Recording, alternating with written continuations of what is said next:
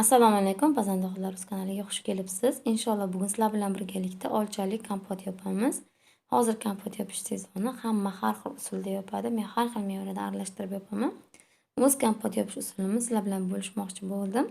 O'ylaymanki, bu video sizlarga foydali bo'ladi va yoqadi degan umiddaman. Bismillahirrohmanirrohim. Birinchi 3 litrli banka ishlatdim. Bankalarimizni yuvib tozalab, sterilizatsiya qilib olamiz. Hamma har xil usulda qiladi. O'z tayyorlash usulingizda tayyorlab olasiz. Endi esa mana olchalarimizni yuvib tozalab quritib olamiz. 3 kilo olcha ishlatdim. 6 ta banka chiqdi. Mana o'rikimizni ham yuvib tozalab quritib olamiz. Olmamizni danaklaridan ajratib olamiz. Olxo'rini ham yuvib tozalab quritib olamiz. Iloji boricha svejroq ezilmagan mevalardan ishlatamiz. Shunda bankamiz xavfsiz chiqadi. Otish ehtimoli bo'lmaydi. Endi shunaqa varanka qo'yib olsak, osonroq olchalarimiz solinadi. Shakar solishda ham qiynalmaymiz. Bir kosadan olcha solaman. Bir kosamga 500 gram olcha ketadi. Birinchi olchani solamiz yoki o'rik, olxo'rlarni solsak ham bo'ladi. Qaysi birini birinchi solishimiz farqi yo'q. Har bitta bankamizga solamiz. 5-6 donadan o'rik solamiz.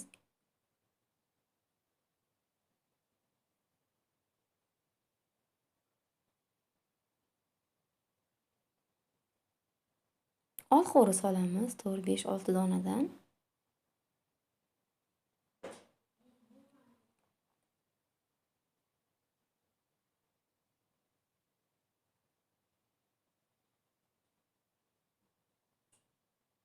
Olma solamiz.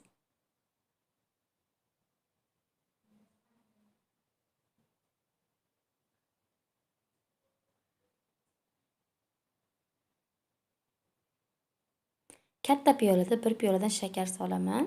O'lchab ko'rganimda 300 gram chiqdi.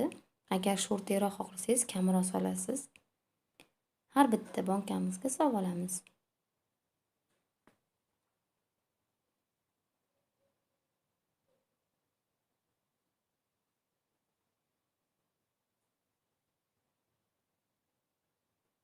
Mana hammasini tayyorlab oldim. Men krishkani qaynatmayman. Ustidan qaynoq suv quyib yopaman. Hech qanaqa zarari bo'lmaydi.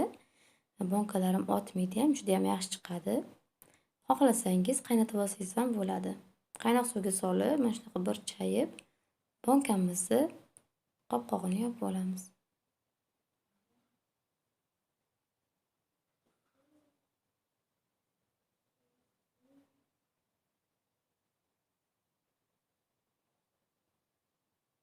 Mana tayyorlab oldik. Endi esa qaynab turgan suvdan har bitta bankamizga olib solamiz. Qaynab turgan bo'lishi shart. Solganimizda olxo'rini po'stlari, ba'zi olxo'rilarning po'stlari ajralib qoladi. O'shanda qo'rqmaymiz, hech narsa qilmaydi. Qaynoq suv kirgandan keyin shunaqa holatga keladi. To'ldirib solib olamiz. Qopqog'ini qo'yamiz.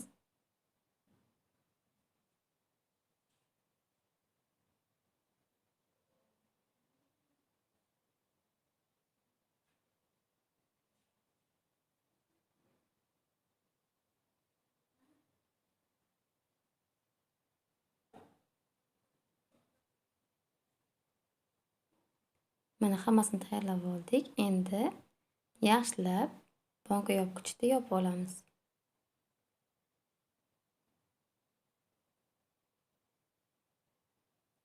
Yopib olganimizdan keyin qattiq yopildimi yoki ochiqcha qolmadimi tekshirib ko'ramiz. Og'zidan suv oqmasa, demak yaxshi yopilgan bo'ladi. Endi mana shunaqa chap tomonini o'girib, hammasini o'girib olamiz. 3 kilo gilosdan 3 litrli bankada 6 dona banka chiqdi. Juda ham shirin, juda ham nordon bo'lib ketmaydi, o'rtacha holatda bo'ladi. Mana tayyorlab oldik. Endi bironta adyol bilan o'rab qo'yamiz. To bankamiz soviguncha ochmaymiz.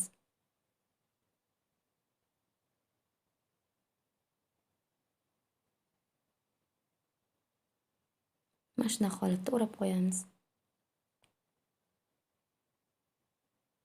Mana bankalarimiz tayyor. Juda ham mazali bo'ladi. Tayyorlab ko'ringlar. Sizlarga ham tavsiya qilaman. Videoim yoqqan bo'lsa, kanalimga obuna bo'ling, like bosinglar, fikringizni kommentariyada qoldiringlar. E'tiboringlar uchun rahmat. Kelgusi videolarimgacha sog' omon bo'linglar.